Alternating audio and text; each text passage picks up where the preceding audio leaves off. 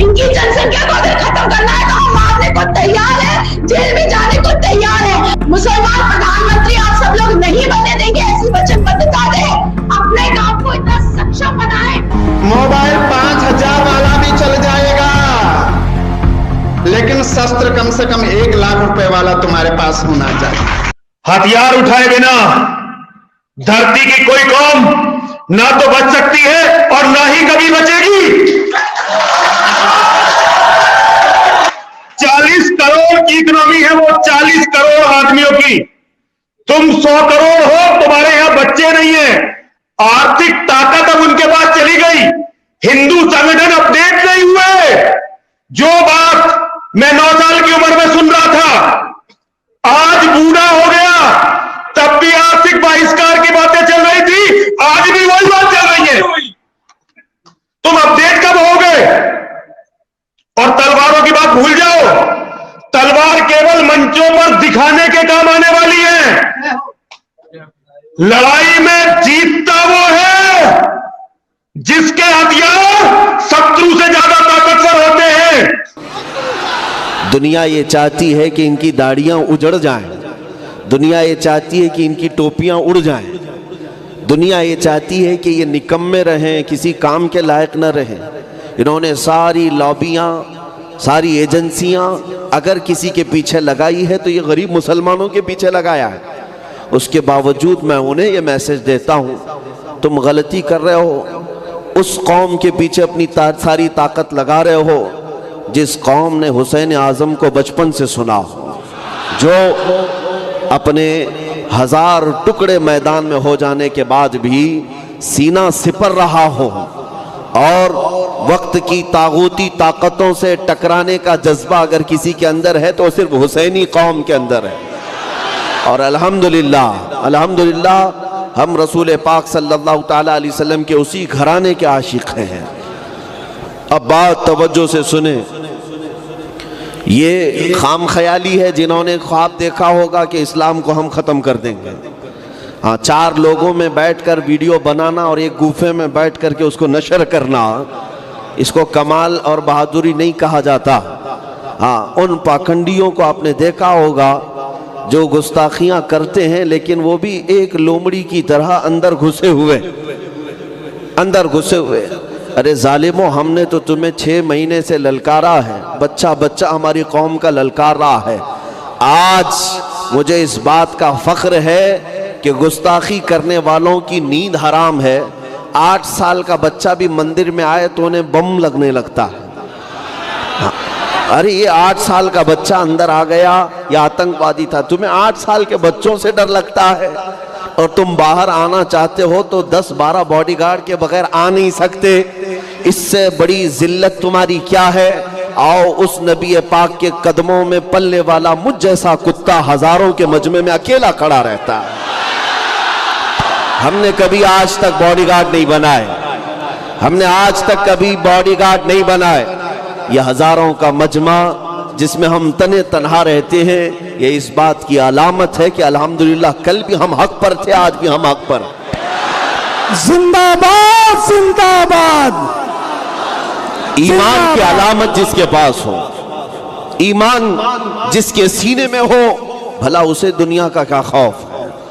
ऐ सुन्नी मुसलमानों, आपको भी किसी बात से डरने की जरूरत नहीं। सारी ताकत, सारी हुकूमत, सारी सियासत आज जो भी बोल रही हो, जो कुछ भी प्रोपेगेंडे कर रही हो, सब सुन लो। इसलिए कि मुझे यकीन है, हमारे बुजुर्गों ने भी लिखा है, निकल करके सहरा से जिसने उलट दिया था तख्ते रोमा को। आपको पता है, रोम एक ऐसे मुल्क का नाम है जो उस जमाने में सुपर पावर था, और दूसरा सुपर पावर किसरा, ईरान। आज जैसे अमेरिका और रशिया की पोजीशन है या अमेरिका और चाइना की पोजीशन है कि लोग इनसे खौफजदा हैं, डरे हुए हैं, इनको सुपर पावर मानते हैं। मेरे आका सल्लल्लाहु ताला अलैहि वसल्लम के जमाने की 2 सुपर पावर ताकतें, ईरान और रोम, ये 2 सुपर पावर ताकतों से कोई टकराने की हिम्मत नहीं रखता था, कोई टकराने की हिम्मत नहीं रखता था। لیکن جانتے ہیں مدینہ طیبہ کے رہنے والے میرے آقا کے چند غلام، جن کے پیروں میں چپل بھی نہیں، جن کے لباس میں پیوند لگے ہوئے ہیں، لیکن وہ مدینے سے نکل کر جب ایران کی سرحدوں کو پھلانتے ہوئے آتے ہیں، دنیا نے دیکھا کہ محمد الرسول اللہ کی یہ جماعت نے کسرا کے تخت کو بھی پلٹا، قیصر کے تخت کو بھی پلٹ دیا۔ سپر پاور طاقتیں اگر کسی سے گری ہیں تو میرے مصطفیٰ کے قدموں میں پلنے والے غلاموں سے پلی، بدل گئی، دنیا نے دیکھا ہے۔ اب میں آپ کو بتا رہا ہوں یہ خوف جو انہیں لاحق ہے وہ اسی بات کا ہے۔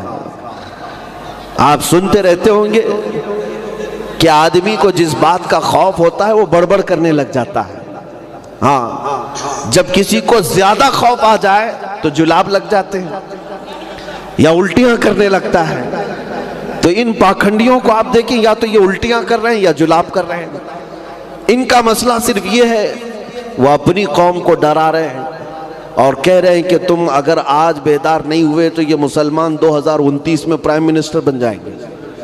سن رہے نا آپ؟ یہ خوف ہے، انہونا خوف، اندرونی خوف ہے کہ 2029 میں یہ بن جائیں گے، وہ بن جائیں گے۔ ہم نے کبھی نہیں کہا، کبھی کہا ارے ہمارے لیڈر تو ماشاءاللہ ایسے جا کر کے بیٹھے ہوئے ہیں جیسے مرغی انڈے دینے کے بعد خاموش ہو جاتی ہے۔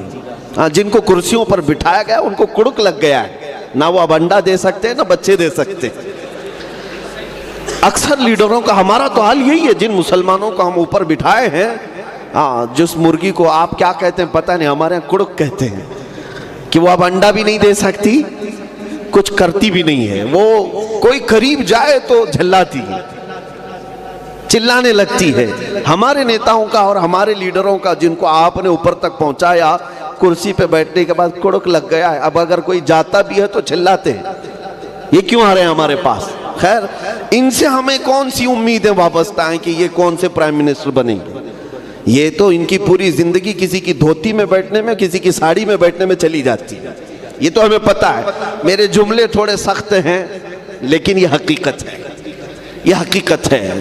میرے عزیزوں، ہمیں آج تک ہماری قیادت نہیں مل پا رہی ہے، مختلف جگہوں پر بانٹ دیا گیا ہے اس امت کو، کوئی اس پارٹی میں کوئی اس پارٹی میں جا کر، اور اگر گئے تو گئے لیکن کبھی امت کی ترجمانی بھی نہیں کی آج تک، کبھی میرے مصطفیٰ کریم کی عزت کی بات تک نہیں کرتے۔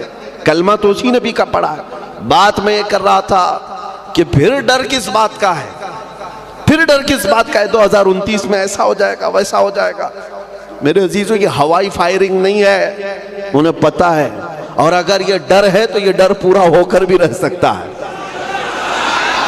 کیونکہ اقبال کا وہ شعر جو میں پڑھ رہا تھا، اقبال کا وہ شعر جو میں نے پڑھا ابھی، نکل کر کے صحرا سے جس نے الٹ دیا تھا تخت روما کو، نکل کر کے صحرا سے جس نے الٹ دیا تھا تخت روما کو، سنا ہے قدسیوں سے میں نے کہ وہ شیر پھر ہوشیار ہوگا،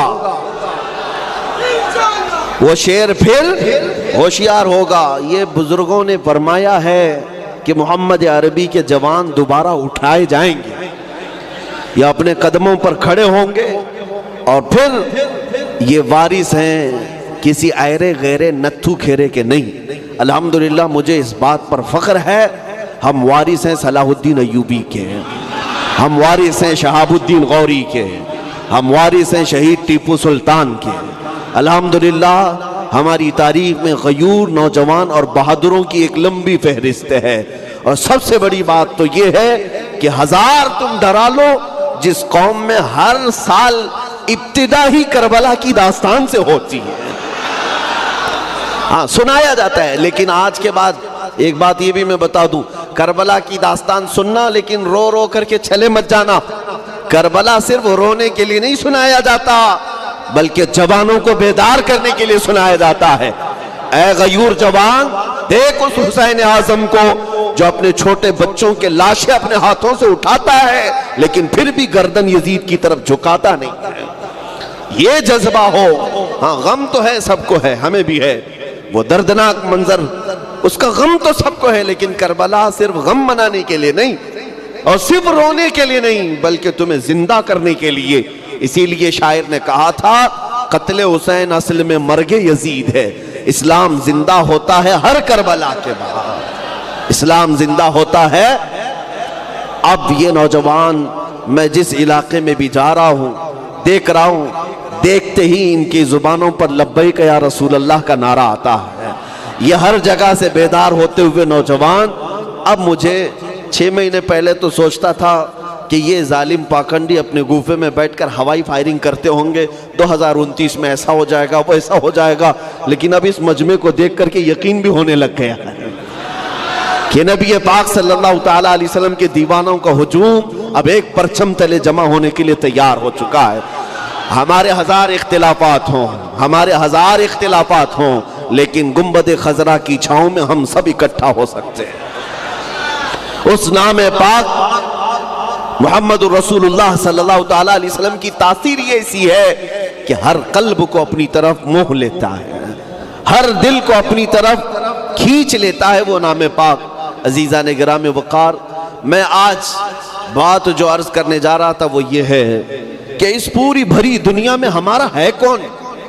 ہمارا ہے کون؟ میں بڑی تلاش کے ساتھ کہتا ہوں، کون ہے جس کو آپ سمجھ بیٹھے ہیں آج تک وہ ہمیشہ دھوکے باز نکلتے ہیں.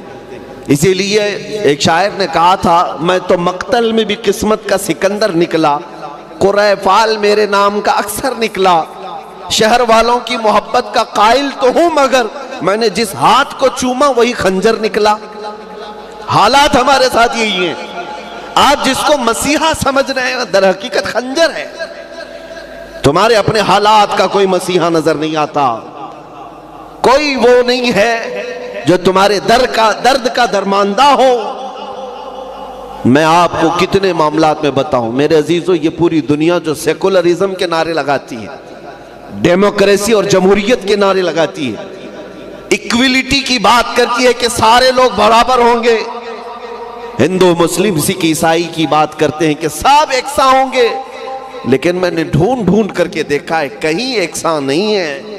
تم نے ہمیشہ ان مسلمانوں کے ساتھ لاوارث اور یتیموں کی طرح سلوک کیا، ان کو ناکارہ ہی سمجھا. ہمارے کسی بھی چیز میں یہ شامل نہیں ہے، لیکن یہ مسلمان کب سمجھیں گے؟ آپ کو کب احساس ہوگا کہ ہمارا یہاں کچھ بھی نہیں ہے؟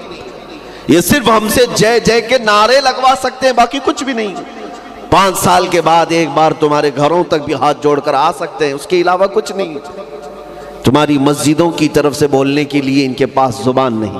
میں کٹرواد تنظیموں کی بات نہیں کر رہا ہوں، سیکولر کی بات کر رہا ہوں، جو سیکولر بنے ہوئے ہیں، جن کو آپ اپنا مسیحا سمجھتے ہیں. ان کے ہاں بھی حالات ایسی ہیں. میں ابھی اتر پردیش میں ایک صاحب کے گھر تھا، میں نے کہا آپ فلاں پارٹی سے تعلق رکھتے ہیں تو جتنے مسلمانوں کی اور بھی جماعتیں ان سے اتحاد کیوں نہیں کر لیتے؟ کہا کہ نیتا جی کہتے ہیں اگر یہ سارے مسلمانوں کو لے لیں تو ہندو ناراض ہو جائیں گے. کون سے سیکولرزم کا پھر نعرہ لگاتے ہو آپ؟ یعنی ان کے دلوں کے اندر یہ کوڑ ہے کہ مسلمانوں کو ہم کھلے طور پر ایکسپٹ نہیں کر سکتے. ایئرپورٹ میں دیکھا، ریلوے اسٹیشن میں دیکھا، ہاسپٹلز میں دیکھا، پولیس اسٹیشن میں دیکھا. یہ وہ جگہوں کی بات کر رہا ہوں جو گورنمنٹ کے انڈر میں آتی ہیں، اس پہ سب کا حق ہے، یہ ساری پبلک کا، ہندوستانی پبلک کا حق ہے.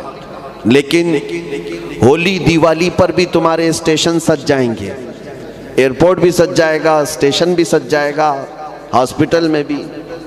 کرسمس آیا ہے تو بھی سج جائے گا. لیکن ہماری عیدوں پر تو وہاں ویران اور سنسانی چھائی رہتی ہے. کیوں میاں؟ کیا مسلمان یہاں پر ڈیموکریسی میں اور جمہوریت میں شامل نہیں ہے؟ یہ کب سمجھتے ہیں مسلمان؟ ہمارے ساتھ جو دگلی پالیسی کی جاتی ہے، میاں یہ ڈیموکریسی نہیں کرتے، ہیپوکریسی کرتے ہیں، منافقت ہمارے ساتھ کی جاتی ہے. ہمارا ہے کون پھر؟ توجہ چاہتا ہوں میرے عزیزوں، ہمارا ہے کون؟ مجھے تو ان لوگوں سے شکایت ہے جنہوں نے آزادی کے بعد بھی یہ کہا تھا کہ مسلمانوں کو الگ پارٹی بنانے کی ضرورت نہیں، صرف ہم کافی ہیں، کانگریس کافی ہے. ہاں، آزادی کے بعد انہوں نے یہ نعرہ لگایا تھا الگ کیوں جاتے ہو، ہم اور آپ ساتھ میں ہیں. لیکن ہم نے دیکھا ہے یہ درد ہے میرا میرے عزیزوں. مجھے سیاست سے کوئی ایسا گہرا شغف نہیں ہے کہ میں تمہارے پاس کرسی کی بھیک مانگنے آیا ہوں. اللہ نے ہمیں آیت الکرسی دی ہے، وہ کافی ہے، وہ کافی ہے، بہت عزت والی کرسی ہے. لیکن میرا فرض بنتا ہے کہ میں تمہارا سیاسی شعور بیدار کروں کہ کب تک تم گاجر مولی کی طرح کاٹے جاؤ گے اور کب تک بھیڑ بکریوں کی طرح ہانکے جاؤ گے، کبھی اس کے ہاں جھنڈے لے کر، کبھی اس کے ہاں جھنڈے لے کر. آپ نے محسوس کیا ہے یہاں پر ہماری مسجدیں شہید ہو گئیں.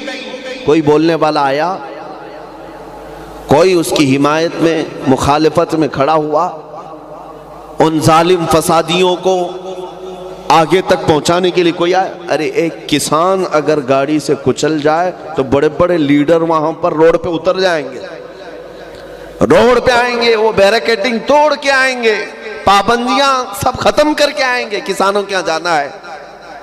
تریپورہ جل رہا تھا، کوئی گیا؟ آسام کے مسلمان مارے جا رہے تھے، کوئی آواز اٹھایا؟ قتل عام ہوتا ہے، کوئی نہیں ہے میرے عزیزوں. میں یہ صرف اس لیے کہہ رہا ہوں، میں تمہیں بتانا چاہتا ہوں آخر اس بھری دنیا میں ہمارا ہے کون؟ ہمارا کون ہے؟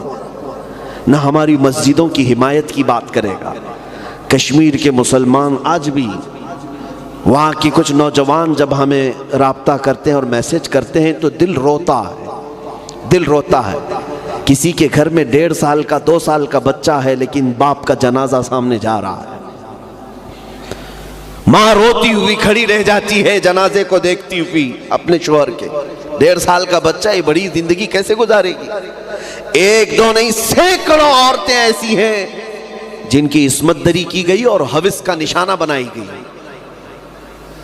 اور میں ذمہ داری کے ساتھ کہہ رہا ہوں، ایک حافظ قرآن ہے، انہوں نے پوچھا تھا، میں نے اس کو ایک بار تقریر میں بھی کہا تھا کہ حضرت کیا خودکشی کرنے کی مجھے اجازت ملے گی؟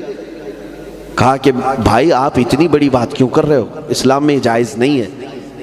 تو انہوں نے کہا بات در حقیقت یہ ہے کہ مجھے گھر میں قید کر کے میرے دونوں ہاتھ پیٹھ کے پیچھے باندھ کر میری ماں اور میری بہن کو میرے سامنے ننگا کیا جائے اور ان کی عزت لوٹی جائے تو مجھے بتائیں میں اب آگے جی کر کے کیا کروں؟ میری آنکھیں روز دکھتی ہیں.